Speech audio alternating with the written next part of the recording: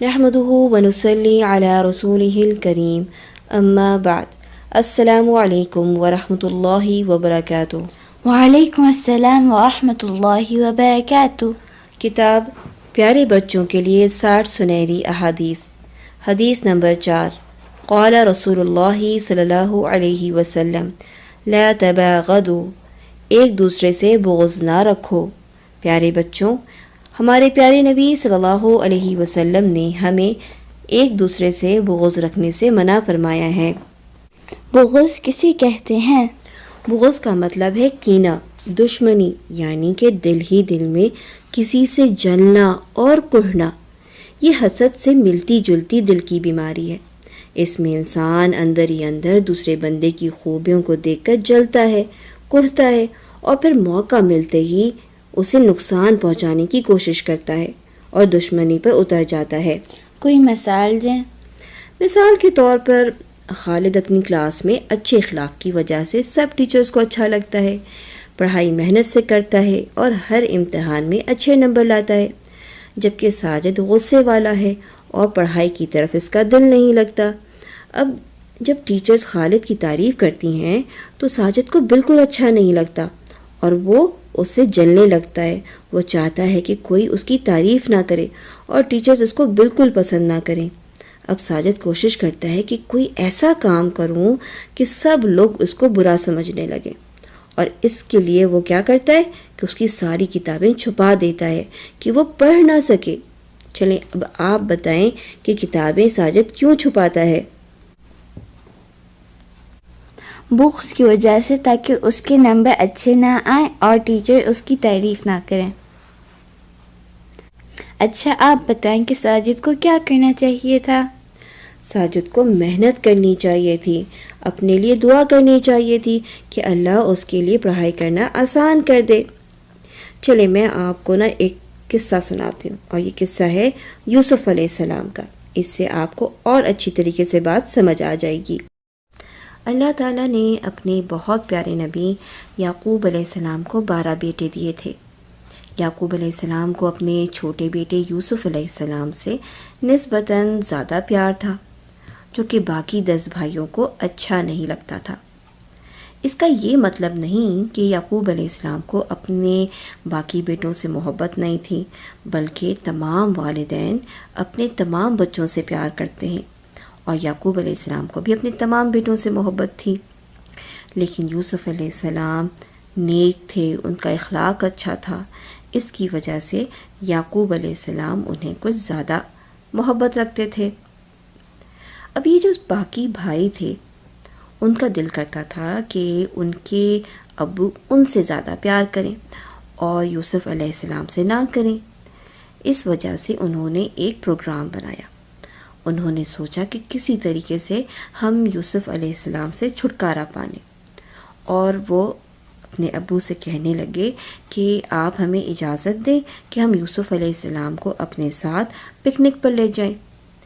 اور جب انہیں اجازت مل گئی تو ان لوگوں نے کیا کیا کہ یوسف علیہ السلام کو کنویں میں ڈال دیا، اور واپس آ کر اپنے ابو سے جھوٹ بولا، کہنے لگے ہم تو کھیل کود میں غافل ہو گئے تھے اور یوسف علیہ السلام کو بھیڑیا کھا گیا۔ اس کے بعد ہوا یہ کہ ایک قافلہ کنویں کے پاس سے گزرا۔ اس نے یوسف علیہ السلام کو کنویں سے نکال لیا اور مصر لے کے چلا گیا۔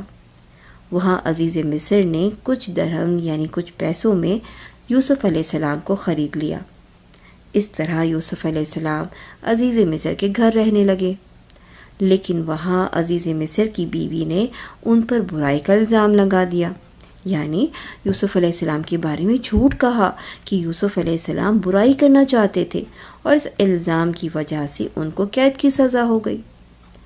اب یوسف علیہ السلام قید میں تھے، اور اللہ سبحانہ وتعالیٰ نے یوسف علیہ السلام کو خوابوں کی تعبیر کا خاص علم عطا کیا۔ جب آپ یعنی یوسف علیہ السلام قید میں ہی تھے تو مصر کے بادشاہ نے ایک عجیب خواب دیکھا۔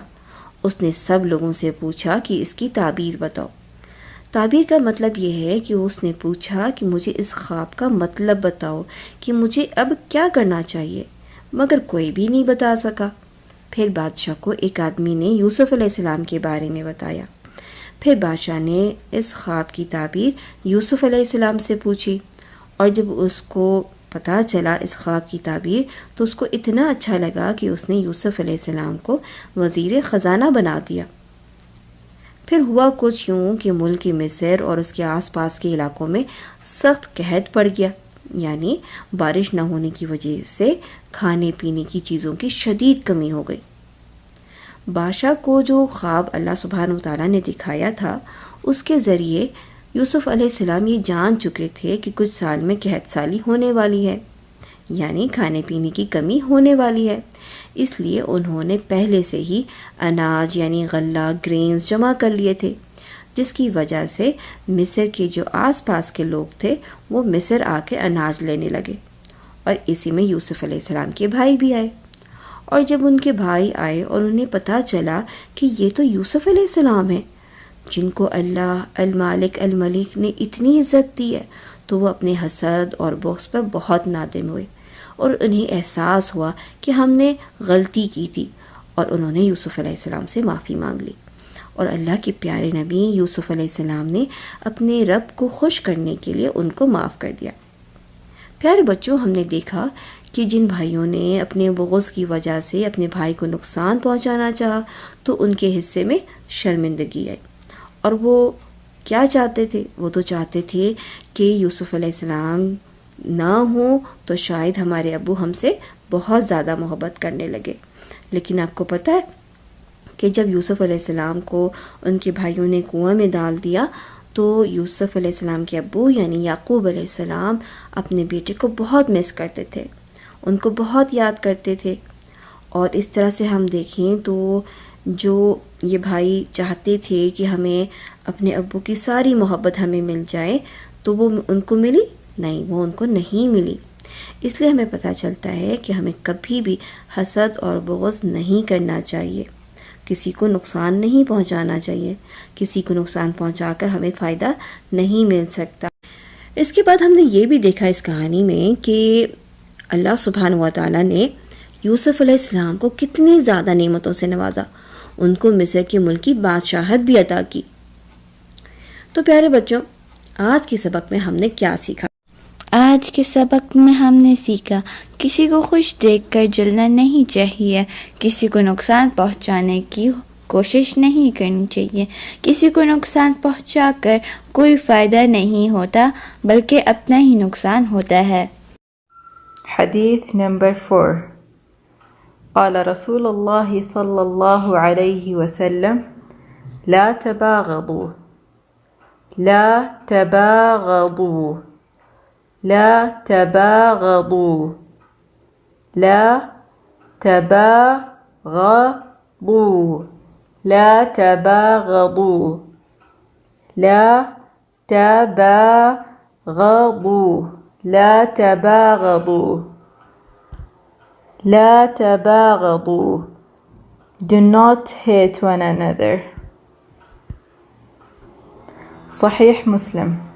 سبحانك اللهم وبحمدك أشهد أن لا إله إلا أنت أستغفرك وأتوب إليك۔ السلام علیکم ورحمۃ اللہ وبرکاتہ۔